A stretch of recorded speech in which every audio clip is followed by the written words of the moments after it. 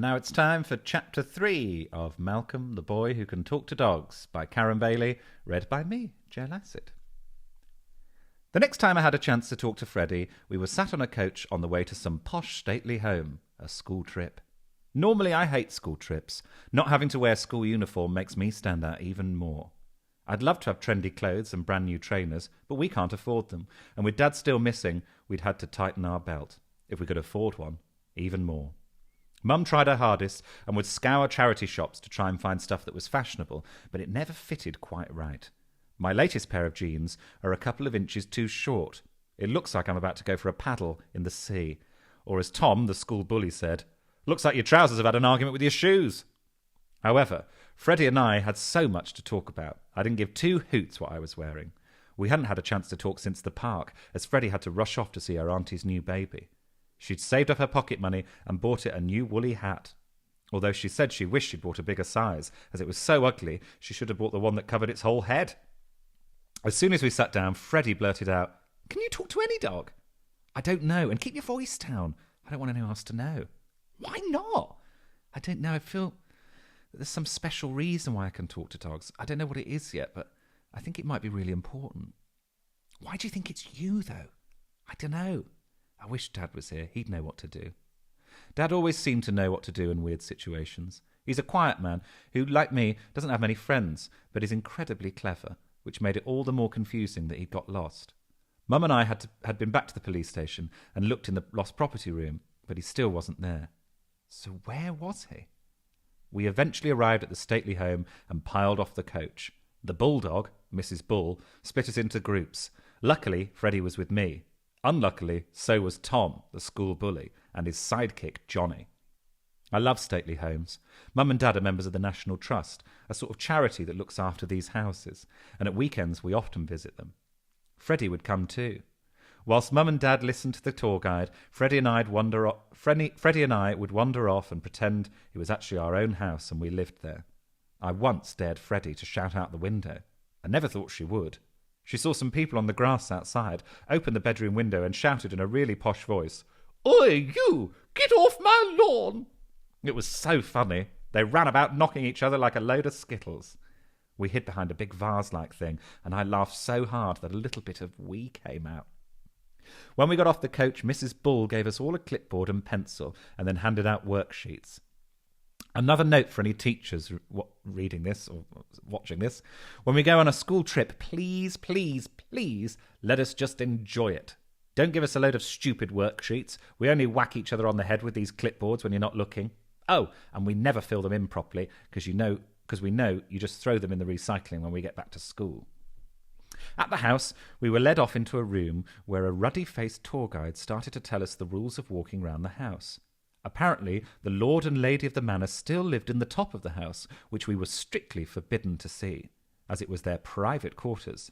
The only reason they let people look round the house was to make money for its upkeep. Ha! That would be a great idea for us. I'm going to suggest it to Mum when we get home. It wouldn't be the longest or most interesting of tours. This is a beautifully restored maisonette. On the right is the lounge, complete with TV and DVD. Straight through to the open-plan kitchen, complete with thick bread toaster and dishwasher. Me and rubber gloves. On the left is the toilet. In the hall, obviously, no one has a toilet in the kitchen. The guide droned on and on about how we must not touch anything, as Lord Big Nose would get really angry. I don't think that's his actual name, but judging by the portrait above the fireplace, it should have been. His nose was so big it wouldn't have looked out of place on an aeroplane. It's odd, a lot of posh people seem to have big noses. Suppose it makes it easier for them to look down at us. At lunchtime, we headed outside to sit at some picnic tables at the side of the house. I'd hidden my sandwiches at the bottom of my rucksack. I didn't have a lunchbox, so Mum had wrapped them in a carrier from our local supermarket. The bag was distinctive, and it may as well have said, "This bag is wrapped around really cheap, I mean so cheap, rock-bottom cheap food. In fact, this bag is probably worth more than the food inside it, and tastes much nicer." Of course, it didn't say that, but you get the idea. "What you got in your sandwiches, Malky boy?" Brilliant, just what I needed. Tom had seen me take my sandwiches out. As we were cutting back, I knew that Mum had just put tomato ketchup on my sandwiches, but that was fine. I love it. However, this was an absolute gift for Tom. He snatched a sandwich out of my hand and tore it open. Oh, look, Mumsy's forgotten to put something in your sandwich. It's bread and... What's the red stuff? Oh, no, nosebleed sandwich. Ugh. There was no point in responding. It would only fuel Tom's attack. Plus other children were starting to snigger. Freddie was having none of it, though. What did you say? She started to curl her hands into a fist, which was not a good sign. Her nostrils flared, a really, really bad sign. Shut up, skinny Minnie. Stop sticking up for your boyfriend.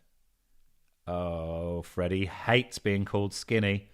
Her diminutive frame hides a strength that would make an Olympic athlete proud. She started to jump from foot to foot and let out a snort of rage. This was a really, really, really bad sign. I'd only ever seen Freddie really lose her temper once. We'd come out of a sweet shop, and Freddie had seen two older kids push over a small kid and steal his sweets.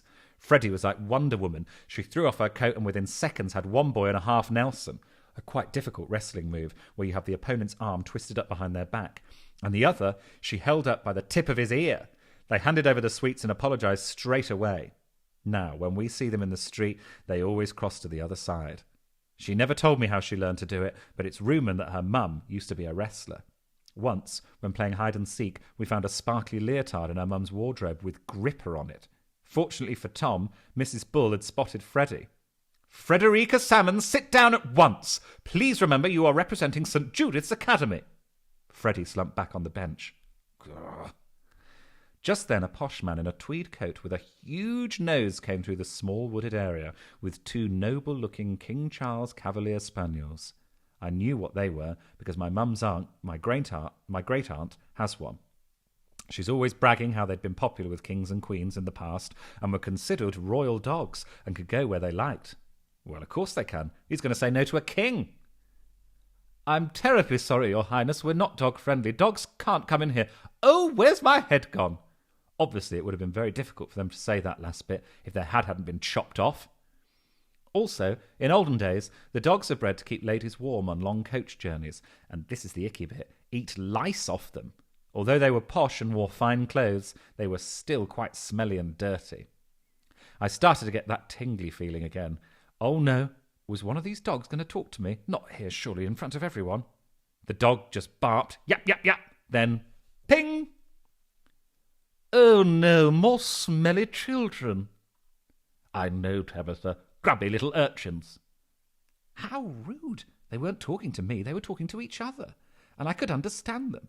I could understand dogs talking to each other. This was even more mind-blowing than them talking to me directly. Well, if old Big Nose got a proper job, we wouldn't have these brats wandering round this house. Ha! The dogs call him Big Nose too. Brilliant. But calling us all brats was a bit mean. There are definitely some children that are brats. According to Mum, we've got some that live next door. They only make two noises, screeching or crying. I'm surprised someone hasn't released them into the wild. Mind you, if they did, all the wild animals of Britain would be begging for earmuffs. I tried not to look at the dogs as I didn't want them to know I could understand them, but they'd only just got started. Look at that one over there, picking his nose.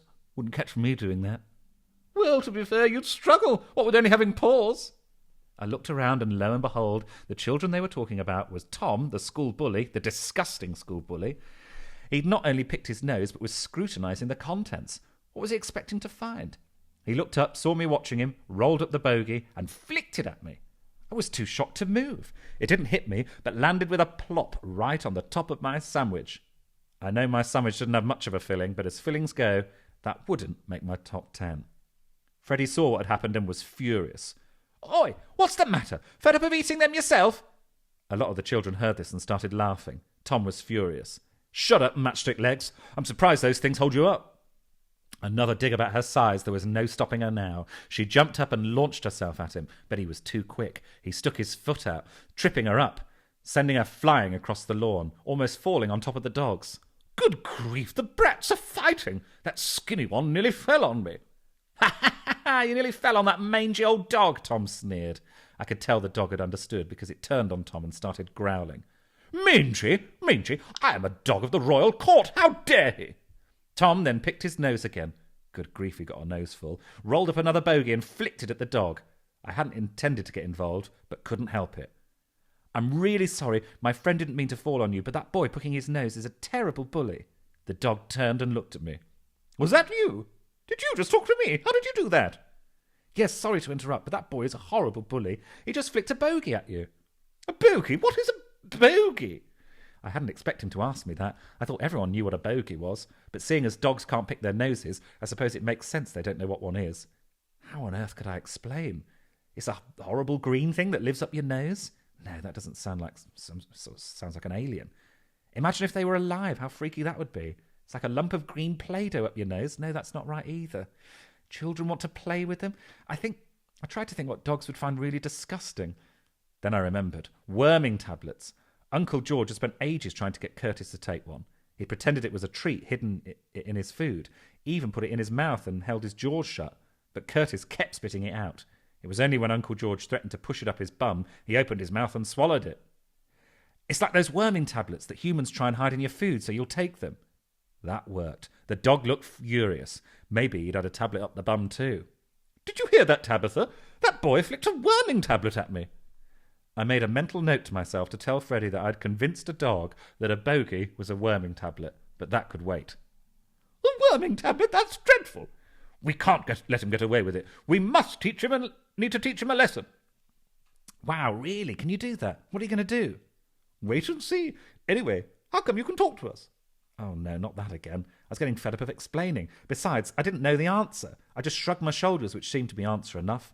The two dogs huddled together and started whispering to each other. Well, I knew they were whispering. To anyone else, it would have just looked like sniffing. Then I swear one of the dogs snorted with laughter. Yep, dogs can laugh, which I have to admit I rather like. Dogs are sarcastic and have a sense of humour. This just gets better and better. I had no idea what they'd planned, but couldn't wait to see. Freddie was still on the ground, rubbing her knee. I could see a trickle of blood against her dark skin. I helped her up and whispered in her ear. I'll explain later, but watch this. I nodded towards the dogs. The smaller of the dogs ran towards Tom, grabbed hold of his scarf, and ran off with it. Tom got up and started to give chase. Oh, you little rat, give that back! Not the most imaginative of pranks. Perhaps they had something else up their sleeves, or should I say, fur. The dog weaved in and out of the children on the grass with Tom in hot pursuit. Every time Tom got anywhere near her, she would change direction. Tobias, the other dog, watched patiently. When Tom was at the other end of the lawn with everyone watching the antics, he slowly wandered over to Tom's abandoned lunch. Ha! He was going to eat it. Brilliant. I couldn't be more wrong. He looked around, made sure no one was watching him, cocked his leg, and peed, yes, peed on the sandwiches, then nonchalantly walked away. When he was back at Lord Big-Nose's side, he gave a high-pitched yap. It's okay, Tabitha, mission completed. Give him back. Tabitha promptly dropped the scarf and trotted back to him. Both dogs looked at me, tails wagging. Tom snatched up his scarf, aimed a final kick towards the dogs, which thankfully missed, and went back to where he was sitting and their now rather soggy lunch. He hadn't seen what had happened, because if he had, he certainly wouldn't have done what he did next. He picked up one of the sandwiches and took a massive bite. Ah!